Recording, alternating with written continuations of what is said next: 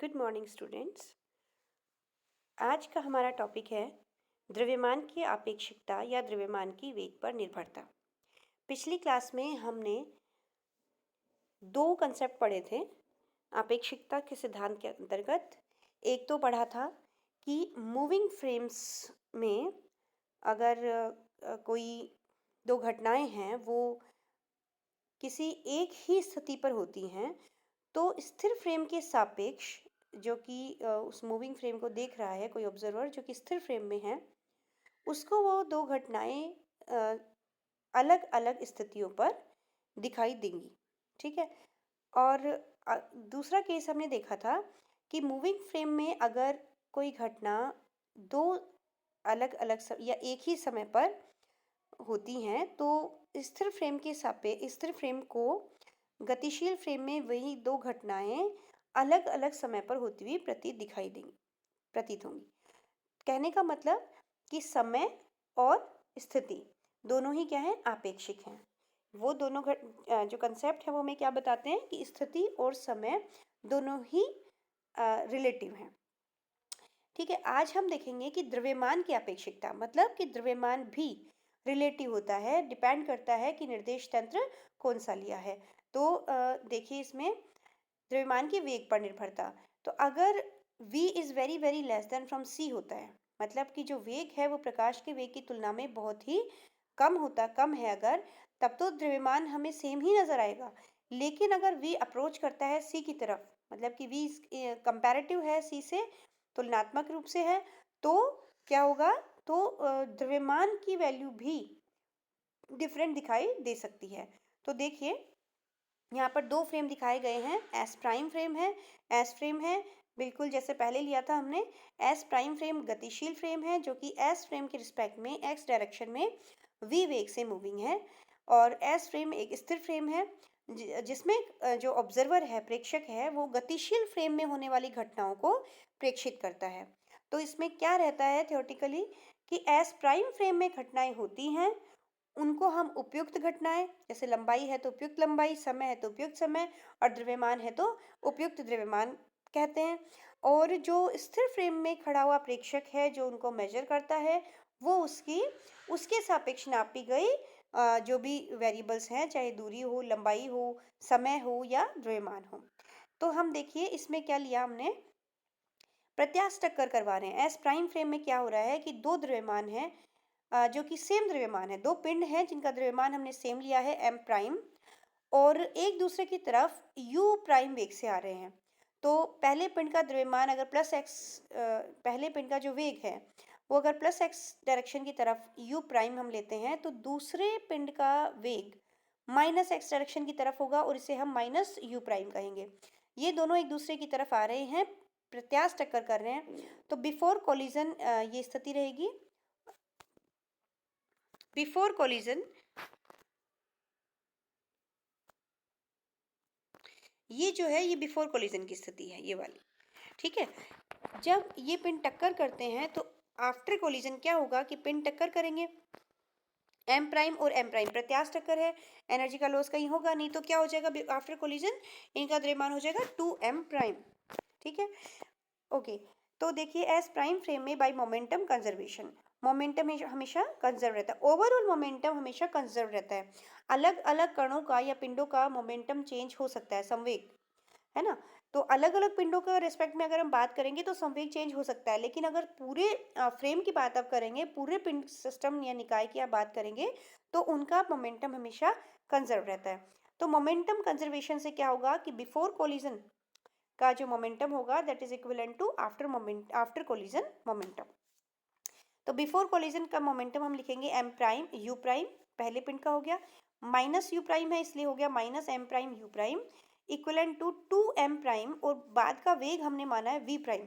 हमने माना कि ये जो पिंड का दोनों पिंडों का अक्यूमुलेट हुए, ये जो बड़ा निकाय बना, इसका वेग आफ्टर कोलिजन कितना है, v प्राइम है।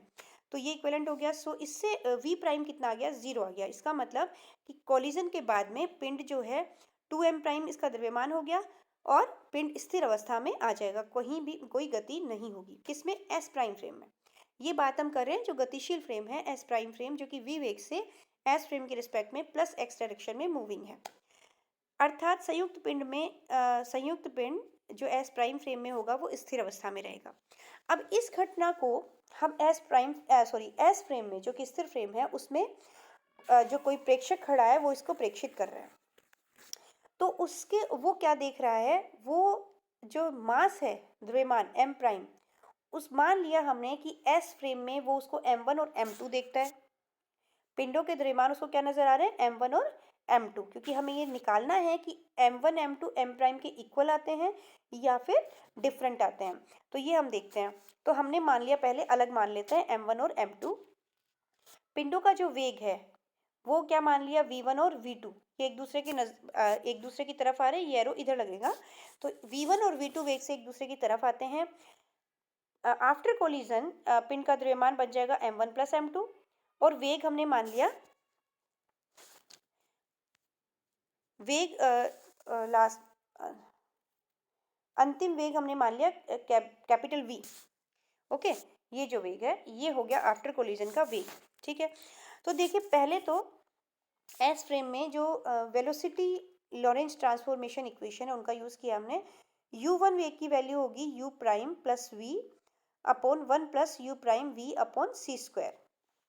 ठीक है, u2 वेग की वैल्यू होगी minus u prime plus v upon 1 minus u prime v upon c square. तो यहाँ पर हमने लॉरेंज ट्रांसफॉर्मेशन इक्वेशन लगाए हैं वेलोसिटीज की, equation number 1 and 2। In S frame by momentum conservation, टक्कर से पहले का संवेग m1 u1 plus m2 u2 होगा, और टक्कर के बाद का संवेग m1 प्लस m2। यहाँ पर v जो है क्या है, क्योंकि देखिए एस प्राइम फ्रेम में पिंड स्थिर अवस्था में आ गया। ओके, तो अब जो पिंड का वेग एस फ्रेम को नजर आएगा वो क्या आएगा, जो कि एस प्राइम फ्रेम का वेग है। एस प्राइम फ्रेम किस वेग से जा रहा है, वी वेग से जा रहा है। तो एस फ्रेम के ऑब्जर्वर को पिंड भी वी वेग से जाता हुआ ही फील होगा। ओके, सो हमने ये इक्वेशन दी मोमेंटम कंजर्वेशन की, m1 u1 plus m2 u2 equivalent to m1 plus m2 into v. ये हो गया अंतिम वेग v।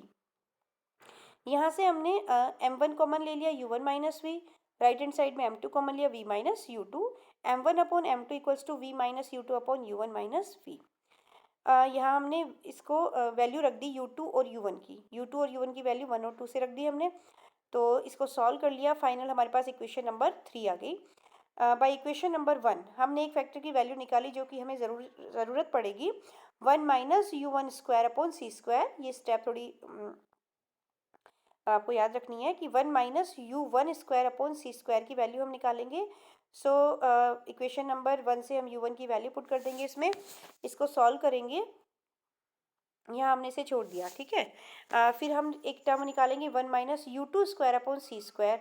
दोनों को हम यहाँ रखेंगे, दोनों को नॉमिनेटर और डिनोमिनेटर में। इनकी वैल्यू हमारे पास आ गई 1 plus u1 v upon c square whole square upon 1 minus u prime v upon c square का होल स्क्वायर। ठीक है, हमने इसका रूट लिया। तो जो इक्वेशन नंबर 4 है ये इक्वेशन नंबर 3 का राइट हैंड साइड है, यहाँ हम वैल्यू पुट कर देंगे बाई इक्वेशन 3 एंड 4।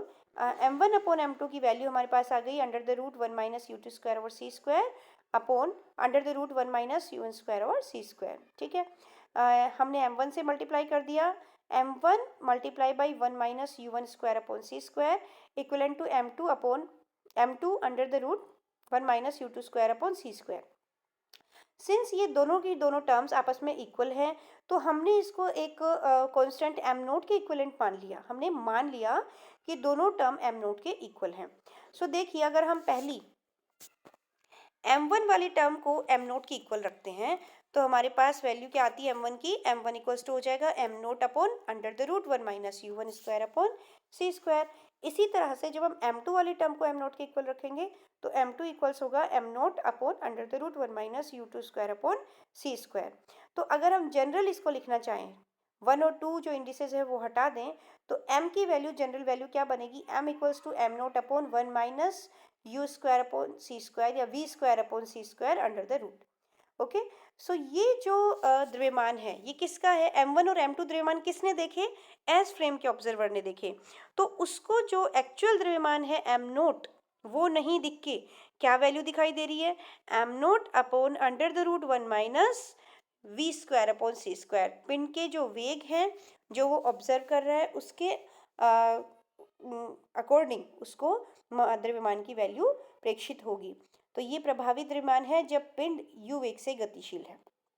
अब देखिए इसमें केसेस, जब v is very very less than c है, जब v की वैल्यू c से बहुत ही कम होगी, तो जैसा कि हमने पहले स्टार्टिंग में बताया था कि जब वेग जो है जिस जो मूविंग फ्रेम है उसकी वेलोसिटी c की तुलना में, प्रकाश के वेग की तुलना में बहुत ही कम है, उस केस में स्थिर फ्रेम के प्रेक्षक को द्रव्यमान की वैल्यू सेम ही नज़र आएगी, उसको कोई डिफरेंस नज़र नहीं आएगा। So m equals to m nought होगा।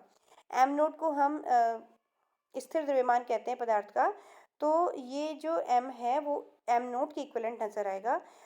Eight v tends to c पर, जब v जो है c से कंपैरेटिव होगा, उसके कंपैरिजन में इक्विवेलेंट लगभग होगा, तो m की वैल्यू क्या नज़र आएगी, इन्फिनिटी, क्योंकि v लगभग बराबर c हो जाएगा, v टेंड्स टू c है, तो m अप्रोक्सीमेट इक्वल्स हो जाएगा इन्फिनिटी, टेंड्स टू इन्फिनिटी।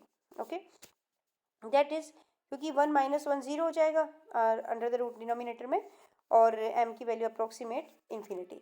अर्थात किसी भी द्रव्य कण का वेग निर्वात में प्रकाश के वेग के बराबर नहीं होता है, और m टेंड्स टू इन्फिनिटी होगा नहीं, है ना, हम m टेंड्स टू इन्फिनिटी हो नहीं सकता, तो इसका मतलब v जो है c नहीं हो सकता, m इन्फिनिटी नहीं हो सकता तो c, v जो है c नहीं हो सकता, तो हम ये चीज़ कह सकते हैं कि निर्वात में प्रकाश के वेग के बराबर कभी भी नहीं होगा किसी भी पिंड का वेग। तो ये देखिए ग्राफ हमें क्या दिखा रहा है, ये ग्राफ इसी इक्वेशन को दिखा रहा है, m equals to m note upon under the root 1 minus v square c square का फंक्शन का ये ग्राफ है।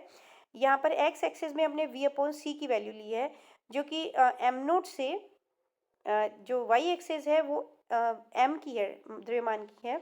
यहाँ पर एक m नोट हमने निर्धारित किया है, और v अपॉन सी की वैल्यू 0 से लेकर 1 तक बढ़ रही है।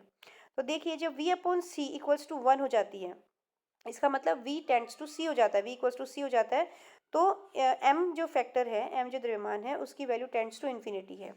और जब v upon c equals to m 0 हो जाता है, मतलब कि v इज अप्रोक्सीमेटली 0, मतलब v is very very less than from c की तरफ जब बढ़ता है, मतलब कि जो स्टार्टिंग वाला ये जो स्टार्टिंग पोर्शन है v अपॉन सी का, जब v is very very less than from c है, तब m टेंड्स टू क्या है, m नोट है, यहाँ पर देखिए m नोट है।